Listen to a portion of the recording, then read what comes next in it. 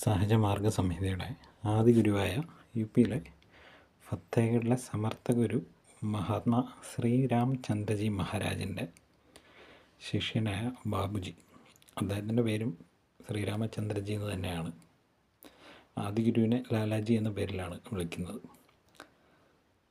അദ്ദേഹത്തിൻ്റെ ശിഷ്യൻ സ്ഥാപിച്ച ട്രസ്റ്റാണ് ശ്രീരാമചന്ദ്ര മിഷൻ. ഈ ഗുരുപരമ്പരയിലെ 4ാമത്തെ ശിഷ്യനായ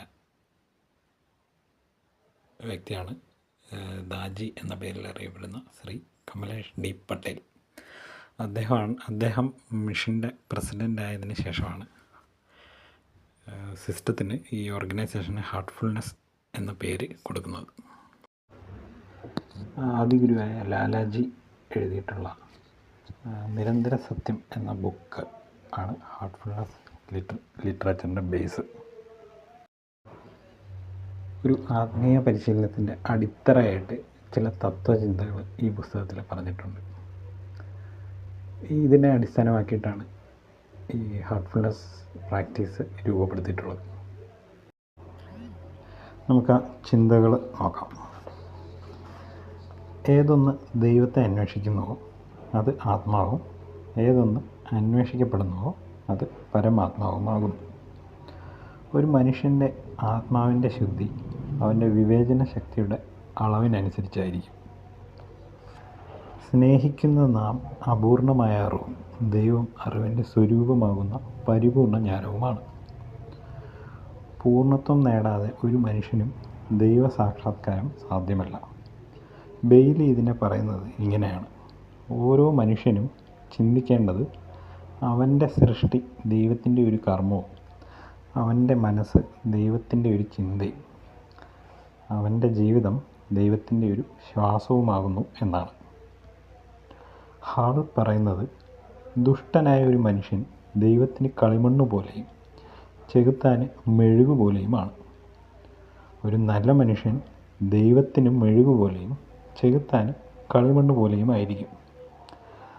സാധന കൊണ്ട് ശുദ്ധീകരിക്കപ്പെട്ട മനസ്സുമായി വേണം സാഹിത്യരചനകൾ പഠിക്കാൻ, അല്ലെങ്കിൽ നിങ്ങൾക്ക് യാഥാർത്ഥ്യം തെളിഞ്ഞു കിട്ടില്ല.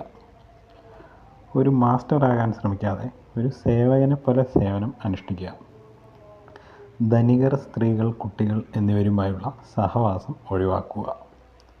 ഒരു നിശ്ചിത സമയത്തിനുള്ളിൽ ദൈവ സാക്ഷാത്കാരം നേടാൻ സാധിക്കുമെന്ന് ആർക്കും വാഗ്ദാനം നൽകാതിരിക്കുക. നിങ്ങൾക്ക് ദൈവവും ആത്മാവും ഉണ്ടോ ഇല്ലയോ എന്ന സംശയം ഇല്ലായ്മ ചെയ്യുകയേ വേണ്ടൂ. നിങ്ങൾക്ക് സ്വയം അത്തരം സംശയങ്ങൾ ഇല്ലായ്മ ചെയ്യാനാവുമെങ്കിൽ പിന്നെ നിങ്ങൾക്ക് ഒരു ഗുരുവിൻ്റെ ആവശ്യമില്ല. ആരാണോ ദൈവത്തിൻ്റെ നിലയും സ്വന്തം നിലയും അറിയാതെ സ്വന്തം കാഴ്ചപ്പാടിലൂടെ അല്ലാതെ ദൈവത്തിൻ്റെ കാഴ്ചപ്പാടിലൂടെ അദ്ദേഹത്തെ ആരാധിക്കുന്നത്, അവർക്ക് വിഷ്ണു രുദ്രനായി ഭവിക്കുകയും അവരെ ദീനന്മാരാക്കുകയും ചെയ്യുന്നു. അതുപോലെ ആരാണോ വിഗ്രഹങ്ങളുടെ നിലയോ തങ്ങളുടെ സ്വന്തം നിലയോ മനസ്സിലാക്കാതെ തങ്ങളുടെ കാഴ്ചപ്പാടിലൂടെ അല്ലാതെ അത്തരം വിഗ്രഹങ്ങളുടെ കാഴ്ചപ്പാടിലൂടെ അവയെ പൂജിക്കുന്നത്, അവരെ അത്തരം വിഗ്രഹങ്ങൾ ഭാരം ചുമക്കുന്ന മൃഗങ്ങളെപ്പോലെയാക്കുന്നു.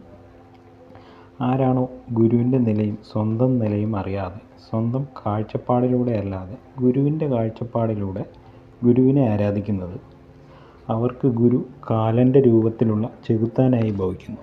തൻ്റെ കാരുണ്യഭാവം വെടിഞ്ഞ് അദ്ദേഹം അങ്ങനെ ആരാധിക്കുന്നവരുടെ സമ്പാദ്യം മുഴുവനും വിഴുങ്ങി അവരെ മൃഗതുല്യരാക്കുന്നു.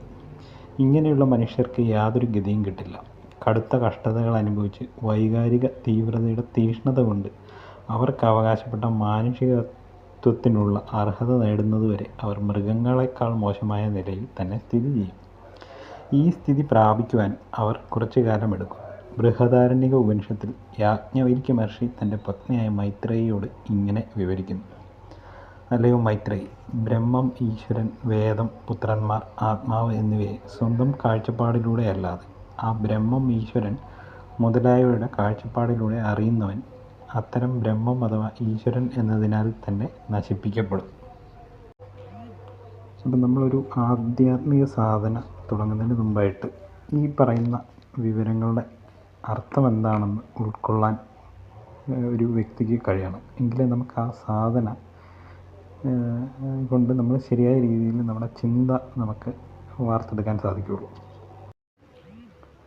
അതുപോലെ ഈ ആദിഗുരു പറഞ്ഞിട്ടുള്ള ഒരു കാര്യമാണ്, അതായത് ഒരു മനുഷ്യൻ വിവേകത്തോടെ ചിന്തിക്കണമെങ്കിൽ 3 ഗുണങ്ങൾ ആവശ്യമാണ് എന്നാണ് പറയുന്നത്.